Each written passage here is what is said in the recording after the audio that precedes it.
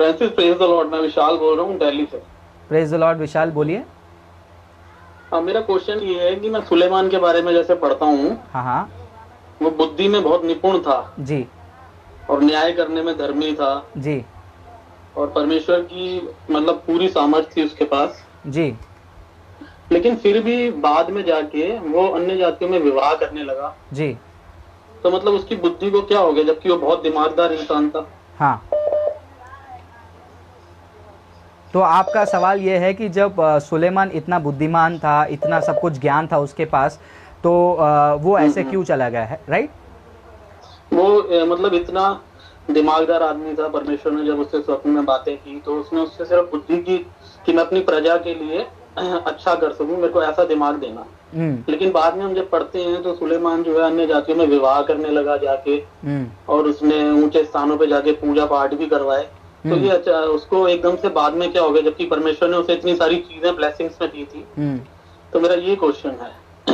Okay, तो आपसे मैं पूछना चाहूँगा, क्या आपने जो है पहले राजाओं के किताब में जो सुलेमान के बारे में जो डिटेल्स लिखी है, वो अकाउंट को आपने पूरा डिटेल में पढ़ा है एक बार? डिटेल में तो नहीं पढ़ा मैंने। ओके, तो मैं आपसे रिक्वेस्ट करूंगा, मैं सवाल का जवाब तो दूंगा। सबसे पहली बात, मैं आपको एक बात बताता हूँ, सिर्फ आपको नहीं सारे दर्शकों को एक बात बताता हूँ।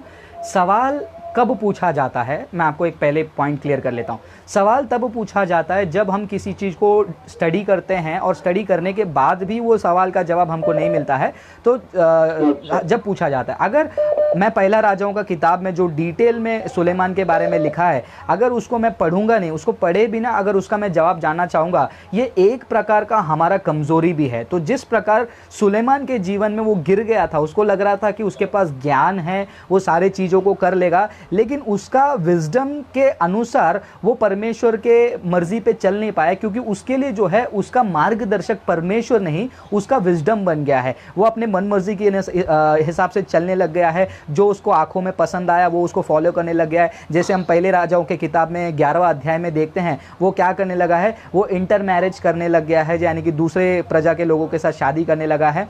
और उतना ही नहीं, वो अपना मन को जो है किस प्रकार परमेश्वर के ओर से दूसरे तरफ फेर रहा था। और वो किस लिए हो रहा था, क्योंकि परमेश्वर उसका मार्गदर्शक नहीं था। कई बार क्या होता है, बहुत सारे लोगों को परमेश्वर का नॉलेज होता है, जैसे कि वो जानते हैं कि मैं क्रिश्चियन हूँ, मेरे पास परमेश्वर का प्यार है, मैं चर्च में जाता हूँ, मैं बाइबल पढ़ता हूँ। इतना होने के बाद भी काफ़ी सारे लोग अपना मार्गदर्शक जो है खुदा को नहीं बनाते और खुदा का वचन नहीं बनाते हैं। इसीलिए जब हम भजन संहिता में जाते हैं 119वां अध्याय में, भजन संहिता 119वां अध्याय में वचन 105 ये सब पढ़ते हैं, तो हमको पता चलता है कि परमेश्वर का वचन जो है हमारे पैर के लिए जो है ज्योति और दीपक है। तो जिस व्यक्ति का जीवन में परमेश्वर का अगुवाई होता है, परमेश्वर के वचन के आधार पर वो चलता है, वो कभी गिरता नहीं है। लेकिन सुलेमान के जीवन में क्या था, उसको ज्ञान मिला। वो ज्ञान क्या उसको परमेश्वर के मर्जी के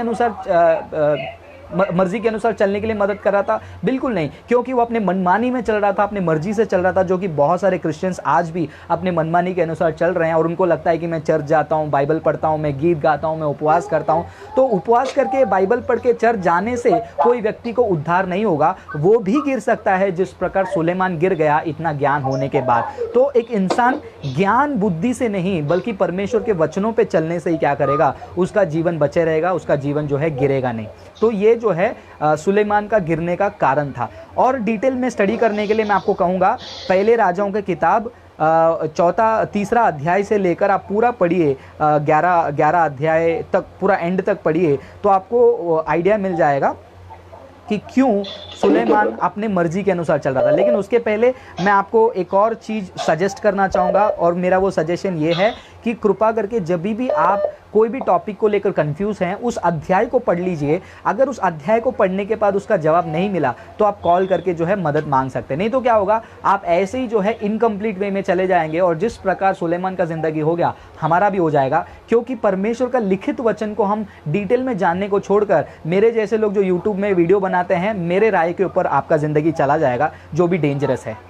अगर आपने कभी गलत आदमी को कॉल कर लिया, उसने इसका एक्सप्लेनेशन कोई और दे दिया, मैं ये नहीं कह रहा हूँ कि मैं सही हूँ, मैं परफेक्ट हूँ, मैं इंटरनेशनल टीचर हूँ। मैं तो यही कह रहा हूँ कि ये जो मेरा है, मेरा एक्सप्लेनेशन है, लेकिन बेहतर बात तब होगा जब आप मेरे जवाब को सुनकर खुद भी जाके स्टडी करेंगे और देखेंगे क्या फ्रांसिस ने बोला वो सही है या बाइबल में लिखा है वो सही है। अगर दोनों सही है तो आप अपना निर्णय ले सकते हैं। ठीक है ब्रदर, ठीक है, thank you, god bless you.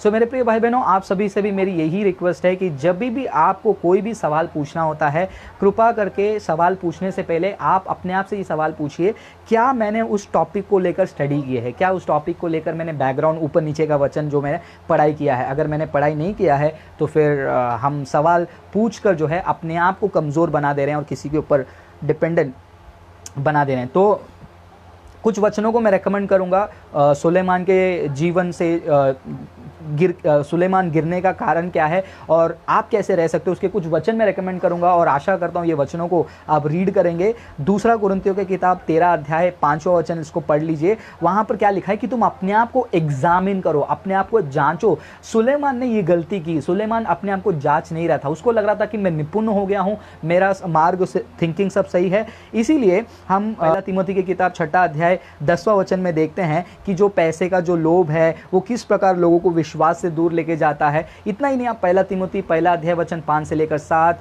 वचन 19 से लेकर 20, ये सारी चीज़ों को पढ़कर देखिए। और दूसरा यूहन्ना 8वां वचन को भी आप पढ़कर देखिए। वहाँ पर क्या लिखा है कि तुम अपने आप को देखो और जांच करो। जब आप रोज अपने आप को देखते हो, जांच करते हो, आप पवित्र आत्मा को अपने जीवन में काम करने देते हो। तो यही रिक्वेस्ट है मेरी, सवाल पूछने से पहले खुद भी थोड़ा सा स्टडी कर लीजिए।